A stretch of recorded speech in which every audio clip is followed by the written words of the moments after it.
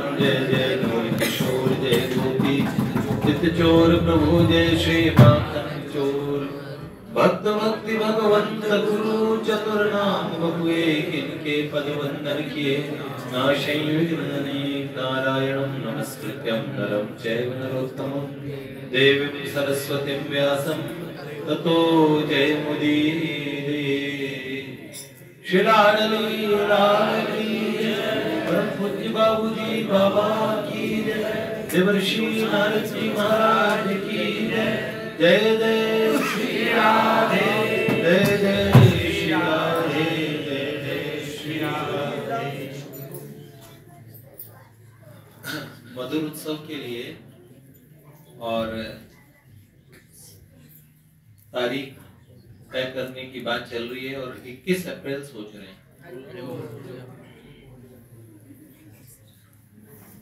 देखिए उस समय पूज्य मलुक पीठ वाले महाराज जी की कथा है, पूज्य श्री राधा कृष्ण जी महाराज की भी कथा है। तो विचार है कि पूज्य श्री पुंडरीक जी को इस कार्यक्रम में अतिथि के तौर पे और निमंत्रण दिया जाए, तो युवाओं में उनका प्रचार भी अच्छा है। जो लोग पहले जिन्होंने मधुर उत्सव अटेंड नहीं किया, कल मैं रोहित भैया से कह रहा था कि आप देखना, तो आप लोग YouTube पे अपना और SNBN डालते ही प्लेज आते हैं निकुंज, उसमें कई प्ले हैं। एक तो आधुनिकता से अध्यात्म की ओर, तो वो है फंकी बॉयज वाला प्ले किया था हमने, वो बड़ा अच्छा प्ले है और बहुत एंटरटेनिंग है, बड़ा अच्छा। और सबसे पहला फंकी बॉयज किया था, उसमें तो अनिरुद्ध प्रभु, राघव प्रभु और श्री बलराम जी बने थे बिगड़े हुए बच्चे, महादेव जी मम्मी बने थे, रामकृष्ण चार जने थे, घनश्याम जी पापा बने, मम्मी इतनी हट्टी कट्टी इस तरह से। तो वो जिनको याद है ना, वो प्ले अलग ही था, उससे शुरुआत की थी। फिर हमने तो ध्रुव जी उसमें संकीर्तन में थे, तो पुराने मलुक दास जी का जो प्ले है उसमें डाकू बने महादेव जी। जितने भी प्लेस हैं वो सब देखने लायक हैं। जिन्होंने पहले जो जिन्होंने नारदीय निकुंज में बाद में प्रवेश किया है, उन लोगों को और बहुत अच्छा एक्सपीरियंस होगा वो अगर उस पे भी देखेंगे। और पिछले साल वाला 2018 और 2019 चल रहा है ना, तो 2018 का एक राम नाम की महिमा बहुत अच्छा प्ले लगेगा। शुरुआत में जो डिबेट है वो भी बड़ी मीनिंगफुल है और इतनी अच्छी दो भाइयों की वार्ता है, एक भाई नास्तिक है एक आस्तिक है, भगवान को क्यों माने ये सब। अनुज जी आप थे क्या 2018 वाले मधुर प्ले के अंदर में? उसमें नहीं थे, आप देखिएगा YouTube पे, बहुत अच्छा प्ले है, लगभग 1.5 घंटे का है। पूज्य मलुक पीठ वाले महाराज जी उसमें मुख्य अतिथि थे, तो आप लोग भी देखिएगा। आप हमारे इस्कॉन वाले भैया तो थे शायद उस पूरे प्रोग्राम में थे। आज भैया आए हैं इनके साथ, पहली बार आए हैं भैया? हाँ, दूसरी बार। आप कहाँ रहते हैं? आगरा से आए हैं? वाह वाह, आए हैं मतलब पहले भैया के साथ ही आए हुए हैं। बहुत बहुत स्वागत करते हैं भैया, बहुत बहुत स्वागत। देखिए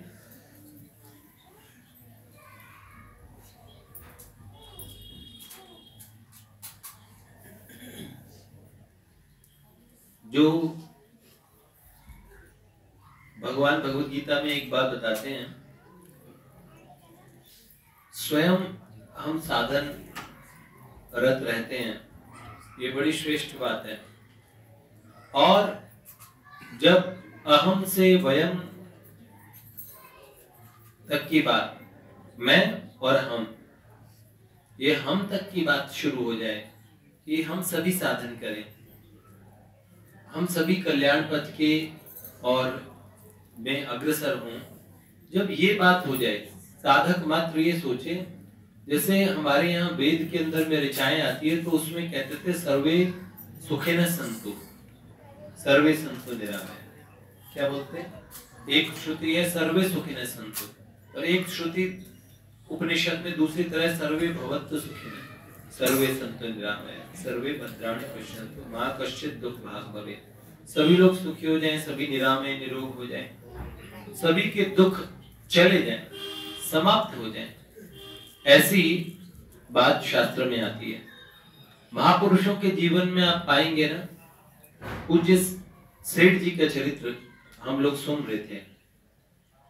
उन्होंने पूरे जन्म भर और जीव मात्र का कल्याण, सभी का कल्याण कैसे हो, ये उनकी सोच थी। कितने व्यवहारिक। आज हम एक बात बताएं, हम ये कह देते हैं ना, ये तो सब माया है, क्या ध्यान रखना, माया कुछ नहीं।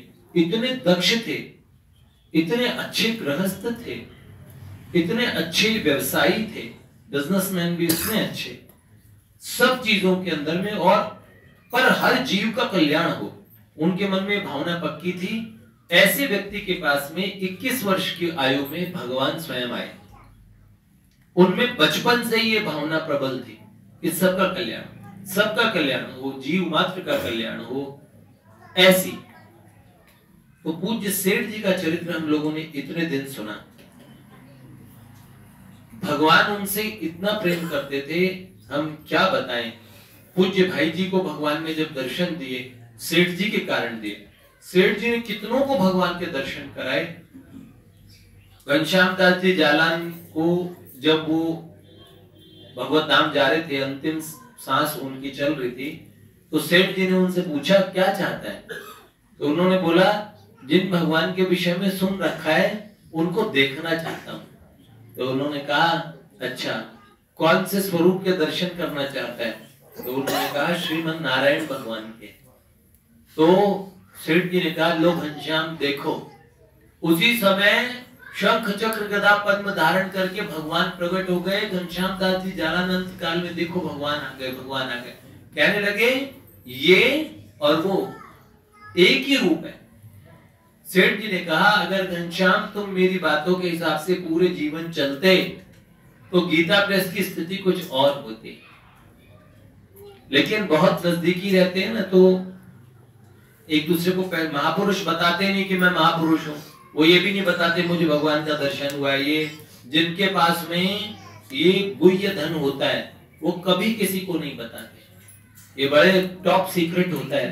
भगवान कहते हैं सर्व गुह्यतमम भूय, इस गुह्यतमम में ये सीक्रेट्स का भी सीक्रेट है, टॉप सीक्रेट है। आपके घर में 25 करोड़ रुपया रखा है, आप किसी को बताएंगे नहीं, इसलिए महापुरुष भी कभी नहीं बताते, साधक मात्र भी नहीं बताते कि मेरी साधना में इतनी प्रगति हुई है, मैंने अमुक अमुक एन तेन दर्शन हुए मुझे, ऐसी बातें कभी नहीं बताते, क्योंकि आगे का राज्य खुला रहे। साधन की बातें बहुत छुपा के, जैसे हम कहते हैं ना मेरे और मोहन की बातें या मैं जानूं या वो जाने, मेरे और मोहन की बातें या मैं जानूं या वो जाने। जब दिल में उनकी याद हुई एक शक्ल नई जाद हुई, जब दिल में उनकी याद हुई एक शक्ल नई जाद हुई। पल पल वो मस्त मुलाकातें या मैं जानूं या वो जाने, पल पल वो मस्त मुलाकातें या मैं जानूं या वो जाने। मेरे और मोहन की बातें या मैं जानूं या वो जाने। कोई तो बहुत भीतरी बात है, इसलिए बताते नहीं। तो घनश्याम दास जी जालान को अंत काल में भगवान के दर्शन करवाए। ऐसे सेठ जी के सामने जब भी कोई आता था तो सेठ जी मुझसे और अंत समय में उनकी इच्छा पूछा करते थे। अंत समय में कितने लोगों को भगवान की प्राप्ति कराई। और घनश्याम दास जी जालान तो गए तब आकाश में नगाड़े बजे और दिव्य प्रकाश छा गया। तो सेठ जी का भगवत धाम गमन कैसे हुआ ये हम लोग इतने दिन से सुन रहे थे, उसमें से ये हिस्सा रह गया था। 5 मिनट में आपको सुना दूं, क्योंकि फिर रोहित को कुछ कहना है। उनको मैंने समय दिया हुआ है, उनको मैंने और कल भी टाइम नहीं दिया, आज वो कहेंगे। उन्हें 5 मिनट उन्होंने कहा था मुझे 5 मिनट कुछ कहना है। मैंने कहा ओके। परसों हमारी बात हुई थी और देखिए सेठ जी अंत समय में इतने अशक्त हो गए, पर आखिरी दिन भी उन्होंने सूर्य अर्घ दिया और अंगुलियों के पोरों पे भगवान का नाम जप रहे थे, होठ बुदबुदाते थे। उस समय भी उन्होंने और अपना भगवान नाम का नियम नहीं छोड़ा। और ऐसी स्थिति में व्यवहार की इतनी उच्च स्थिति में, उस परसों इस विषय में चर्चा करते, व्यवहार कैसा कि उनके पास में एक उनसे आयु में बड़े एक सज्जन आ गए। तो सेठ जी को उन्होंने जैसे प्रणाम किया, सेठ जी के हाथ नहीं उठ पा रहे थे, लेकिन कोई बड़ा मुझे प्रणाम कर रहा है। सेठ जी उठ नहीं सकते, लेकिन सेठ जी उनका बड़ा आदर करते थे। सेठ जी ने हाथ जोड़ के उन्हें प्रणाम किया। अंत समय में, अंतिम समय की अवस्था में भी उन्होंने इस बात को ध्यान रखा कि मर्यादा किसे कहते हैं। हम लोग तो, मैं कह रहा था, हमें ये पता ही नहीं, हमारे आसपास में हमारे बड़े हैं, खड़े हैं, हम उन्हें प्रणाम करें, नमस्कार करें, ये कितनी बड़ी आवश्यक बात है। ये बात हमें, अगर हम सेठ जी और भाई जी के मार्ग पे चल रहे हैं, तो एक तो देखो, जैसे हम लोगों के मन में या तो हमसे ऐसी गलतियां हो ना, बिल्कुल हम इन गलतियों करें ना, और करें तो हमारे मन में इतना रियलाइजेशन हो कि हमारे से पुनः ना हो, हमसे पुनः ये गलती ना हो। जैसे मैं कह रहा था ना, गजेंद्र महाराज और इंद्रधुम्न, उन्होंने केवल प्रणाम न करने की गलती की थी, इसलिए हाथी बने। भगवान अपने साधक को भी शिक्षा देने के लिए, हम कहते हैं ना, हम अपराध मुक्त भजन कैसे करेंगे, ये महापुरुष हमें बताते हैं कि ये लोग भी मर्यादा का पालन करते हैं, हम लोगों को कितनी मर्यादा का पालन करना चाहिए, ये बात समझने लायक है। अच्छा, रात्रि के समय उन्होंने भाई जी से ध्यान कराने को कहा। पहले तो वे नहीं समझे, पुनः संकेत प्राप्त होने पर उन्होंने सेठ जी के प्रिय आनंद तत्व का विशेषणों सहित उच्चारण किया। सेठ जी को आनंद शब्द, सेठ जी प्रसन्न होते थे तो ये कहते थे, आनंद आनंद आनंद, सर्वत्र आनंद, ऊपर आनंद, नीचे आनंद, आनंद ही आनंद। ऐसे सेठ जी को, भगवान को कहा करते थे, प्रभु सत्य चेतन आत्मा आनंद घन, आनंद घन, प्रभु सत्य चेतन। भगवान क्या है, जिसको हम संसार में हर आदमी से पूछें, किसी अनजान आदमी से पूछो तुम क्या चाहते हो, तो वो कहेगा मजा आ जाए कुछ ऐसा, मुझे बहुत अच्छा लगा, आज तो आनंद आ गया। मजा और आनंद में अंतर है, मजा आ गया और आनंद आने के बाद कभी जाता नहीं, आनंद स्थित हो जाता है। और इस संसार में हर जीव आनंद पाना चाहता है, चाहे वो नशा करके सही, चाहे वो गृहस्थी में है, चाहे वो भोग के सही, हर प्रकार से वो आनंदित होना चाहता है। इसीलिए वो गलत रस्तों तक पे भी प्रवेश कर जाता है, लेकिन वो चाहता आनंद है।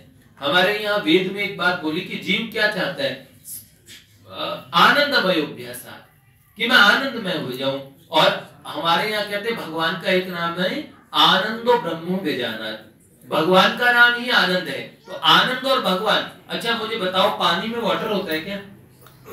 वाटर में पानी होता है? आप मुझे बताइए, जल में वाटर है? जल में वाटर है रघुनंदन प्रभु? जल में पानी है? क्या है फिर? पानी में जल है? नहीं, क्या है? नारायण तो है, मतलब इसे क्या है? जल में वाटर होता है, वाटर में जल होता है, इन दोनों में से क्या सेंटेंस ठीक है? देखिए कितने बड़ी ऊंची बात बताई, इतना कोई ज्ञानी ही बता सकता है, इनको बहुत नॉलेज है। देखो इन्होंने आपको ये आज वो बात बताई ये कि जल ही जीवन है, जल ही वाटर है, वाटर ही जल है, दोनों इक्वल है, बराबर है। रघुनंदन बराबर है, दोनों बराबर है, जल बराबर है वाटर, ये दोनों बराबर होते हैं क्या? है? ये बराबर नहीं है, एक ही है, ये पर्यायवाची है। बराबर कहने पे भी दो लोग बराबर है, ये बराबर है। जैसे दो रेखाएं खींची पर है तो दो बराबर हनुमान जी, तो बराबर में भी दो होते हैं, तो बराबर भी नहीं कहते, ये पर्यायवाची है। भगवान में आनंद कई लोग कहते हैं ना मिलता है सच्चा सुख केवल भगवान तुम्हारे। तो ये सच्चा सुख है ना, ये भगवान के चरणों में मिलता नहीं, भगवान ही सच्चा सुख है और सच्चा सुख ही भगवान है। क्यों? ये बड़े ज्ञान की बात बता दी आज, ये हम लोग को ध्यान रखना चाहिए। तो भाई जी ने ये शब्द कई बार सुनाए आनंद के। क्या क्या शब्द सुनाए एक बार आप भी सुन लीजिए। आनंद तत्व के उद्गार, उन्हें सुन के सेठ जी अंत काल में इतने प्रसन्न हुए, भाई जी बोलने लगे आनंद आनंद सत आनंद चिद आनंद पूर्ण आनंद अचल आनंद ध्रुव आनंद शांत आनंद घन आनंद बोध स्वरूप आनंद ज्ञान स्वरूप आनंद अमृत स्वरूप आनंद स्वरूपानंद आत्मानंद ब्रह्मानंद विज्ञानानंद केवल्यानंद महदानंद अजरानंद अक्षरानंद नित्य आनंद अव्यय आनंद अनंत आनंद अपार आनंद परात्पर आनंद असीम आनंद परमानंद अनिर्वचनीय आनंद अचिंत्य आनंद अपरमेय आनंद निरतिशय आनंद आनंदमय आनंद आनंदमय आनंद आनंद से ही आनंद आनंद को ही आनंद आनंद ही आनंद आनंद ही आनंद आनंद आनंद। तदंतर न कहा सेठ जी कहा आप में न जीवन है न मृत्यु है न जरा है न रोग है न वृद्धि है न ह्रास है न विकास है न विनाश है न मन है न चित्त है न प्राण है न अप्राण है न इंद्रिय है न इंद्रियों के विषय है। आप सर्व प्रकाश रूप हैं, चिन्मात्र ज्योति हैं, तीनों कालों से मुक्त हैं, कामादि विकारों से रहित है। आप समस्त दैहिक दोषों से मुक्त सदा निर्दोष हैं। आप निर्गुण हैं, आप नित्य मुक्त हैं, अतएव मुक्ति से रहित हैं। आप सदा समरूप हैं, शांत हैं, पुरुषोत्तम हैं। आप भूमा हैं, अल्प नहीं हैं। जो भूमा है वही सुख है, अल्प में सुख नहीं है। जहाँ अन्य को नहीं देखता, अन्य को नहीं सुनता, अन्य को नहीं जानता, वह भूमा है। और जहाँ अन्य को देखता है, अन्य को सुनता है, अन्य को जानता है, वह अल्प है। जो भूमा है वह अमृत है और जो अल्प है वह मरणशील है। भूमा मतलब जो आनंद है वो अनंत है, भूमा उसे बोलते हैं। अल्प मतलब थोड़ा, भगवान थोड़ा आनंद नहीं है, छिन्न आनंद नहीं है। अभी तक अनंत काल से हम भोग रहे हैं और भोगों में हमें छिन्न सा आनंद मिला, उसे बोलते हैं न सुखम अल्पमस्ति। वेद कहते हैं कि सुख उसे नहीं कहते थोड़ा सा हो, मजा आ गया, अभी चिली पोटैटो खाया बस मजा आ गया, इतना सही मजा आया यार, मजा तो ज्यादा आना चाहिए था। तो मजा, वो मजा जो परमानेंट हो। अभी तक अनंत काल में देखो हम चीजों को भोगते आए हैं और हमें अगर कोई चिली पोटैटो भी ज्यादा खिला दे तो या तो 10 लग जाएंगे, उसके साथ में एक दुख जुड़ा हुआ है। जानते चिली ज्यादा चली जाएगी तो फिर मिर्च लगाएगी आप लोग, तो आपको प्रॉब्लम होगी। और आपको रसगुल्ला तक भी ज्यादा खिला दिया जाए उससे भी आपको प्रॉब्लम हो सकती है।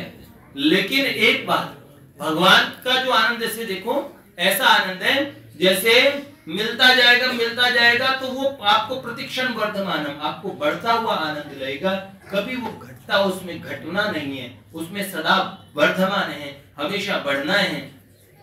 तो इस तरीके से अयम आत्मा ब्रह्म सर्व खल्विदम ब्रह्म, ये शब्द भाई जी को सुना रहे थे। तो भाई जी सेठ जी को सुना रहे थे, सेठ जी के चेहरे पर आनंद की लहरें आ रही थी उस समय, और वो भाई जी के हाथ को खींचकर उन्हें उनके गले में दोनों हाथ डालकर उनके हृदय से लगाना चाहते थे। बार बार कहते थे और सुनाओ और सुनाओ। सब बात कहने के बाद सेठ जी अंत में कहने लगे ठीक है, ये बहुत बिल्कुल सही कहा। अंत काल में मृत्यु कैसी होती है, जिस चीज को आप अंत काल में तो स्थिति बड़ी आदमी की खराब हो जाती है, लेकिन ऐसी स्थिति में सेठ जी ने कहा सब ब्रह्म ही ब्रह्म है, ब्रह्म ही ब्रह्म है, आनंद ही आनंद है और कुछ भी नहीं है, आनंद ही आनंद। और रात्रि में बड़ी वेदना और कष्ट में समय व्यतीत हुआ और 17 अप्रैल 1965 के शनिवार की सुबह आ गई। किसे ज्ञात था ये अंतिम सुबह। मानव ज्ञान निष्ठ थे, उनका मन भगवान में और भगवान के नाम में लीन था। उनकी आत्मा का शारीरिक कष्ट स्पर्श नहीं कर पा रहा था, पर उनके कष्ट को देखकर स्वजनों का मन तो रो रहा था। इस कष्ट की स्थिति में भी सेठ जी ने भाई जी से पुनः उपनिषद के मंत्र सुने और मंत्रों की व्याख्या सुनी। हर एक स्वजन उनके दर्शन करना चाहता था। धर्म ज्योति की इस शिखा को निरंतर अपनी आंखों के सामने रखना चाहता था। कमरा छोटा था, अतः दिन के 11 बजे सेठ जी को बरामदे में ले आए। सेठ जी से कहा गया कि दर्शनार्थियों की सुविधा के लिए आपको कमरे से बाहर लाया गया। सेठ जी को बता दिया कि बहुत लोग आ चुके हैं। सब लोग सेठ जी को अंत समय में दर्शन करना चाहते थे और आपके चारों ओर दर्शनार्थी खड़े हैं। सेठ जी ने अंत काल में उस समय जब वो जा रहे थे तो सोए सोए कांपते हुए हाथों से सब लोगों का अभिवादन किया। चारों ओर दर्शनार्थी थे, अधिकांश बैठे हुए, कुछ खड़े हुए, और उन सबके मुंह से कीर्तन की मधुर ध्वनि निकल रही थी। इसी वातावरण में एकदम गंभीरता थी और एक सात्विकता, संत के हृदय की व्यथा, आत्मीय के वियोग की, समस्या कार्य संचालन की, भय पथ प्रदर्शक के हटने का और आतंक जीवन के कटु सत्य मृत्यु का। सेठ जी के समीपस्थ लोगों के अधरों पर भगवान नाम की ध्वनि है, चेहरे पर और लाचार उदासी है, आंखों में छिपा हुआ अश्रुजल है। सेठ जी ने अचानक खाट पर लेटे लेटे ओम ओम का उच्चारण करना शुरू कर दिया। अंत काल में सेठ जी ने ओंकार का, प्रणव का नाद किया, ओम का। संपूर्ण वातावरण में एक विचित्र शांति व्याप्त हो गई। भाई जी, श्री राधा बाबा, स्वामी राम सुखदास जी, स्वामी भजनानंद जी, स्वामी शरणानंद जी, ये सभी बड़े महात्मा वहां उपस्थित थे। सभी के सामने अपराह्न 3 बजे उनको खाट से नीचे, जैसे सेठ जी ने ओम ओम जोर से बोलना शुरू किया, उनको बालुका पे जमीन से उतार, खाट से उतार के जमीन पे सुला दिया गया। मुख में गंगा जल तुलसी दे दी गई। सभी लोग मौन रहकर दृश्य देख रहे थे। रोते हुए मौन बाबा ने देखा, पूज्य बाबा, उनकी आंखों से आंसू निकल रहे थे। बाबा ने देखा अद्वैत सिद्धांत का सूर्य आज अस्त होने को जा रहा है। मौन सन्यासी पूज्य स्वामी जी महाराज ने देखा आज हमारे साथ ज्ञान चर्चा करने वाला जा रहा है। मौन साधकों ने देखा आज हमको मार्ग दिखाने वाले पथ प्रदर्शक जा रहे हैं। मौन सत्संगियों ने देखा हमसे सच्चर्चा करने वाले सेठ जी जा रहे हैं। मौन विधवा बहनों ने देखा हमारे सच्चे अभिभावक जा रहे हैं। मौन ब्राह्मणों ने देखा आज हमारा रक्षक जा रहा है। और तो और गीता भवन की दीवारों ने देखा कि हमारा संस्थापक आज जा रहा है। मौन वाटिका ने देखा मेरा माली आज जा रहा है। नेत्रों के मार्ग से हंस अकेला ओमकार का नाद करके शाम को 4 बजे अब अनंत देश की तरफ रवाना हो गया। सेठ जी के अंत काल में ये कुछ चमत्कार की घटना हुई कि सेठ जी जैसे ही गए वैसे ही चारों तरफ दिव्य प्रकाश छा गया। सेठ जी के शरीर से प्रकाश पुंज निकला और इतनी तेज रोशनी हुई, फ्लैश लाइट जो कैमरे की बटन दबाने वाली फ्लैश लाइट से कई गुना ज्यादा थी। और उनके मृत्यु के पूर्व कुछ लोगों को और भी विलक्षण अनुभव हुए कि चारों तरफ सुगंध, ऐसा सौरभ व्याप्त हो गया जो सज्जनों को एकदम, सेठ जी के मुखमंडल पर एक बड़ी सुंदर चिर परिचित मुस्कान विकीर्ण हो गई और मानव प्रवचन के समय हास्य मुद्रा में हो और अपनी अपनी भावना के अनुसार भिन्न भिन्न व्यक्तियों को चमत्कारिक अनुभूतियां हुई, पर हंस चला गया और पार्थिव शरीर रह गया। उसके बाद में सेठ जी ने तो अपने जीवन में ये मांगा नहीं था कि भाई कोई समाधि वगैरह बनाए। सेठ जी ने कहा मेरा अंतिम संस्कार तुरंत कर देना।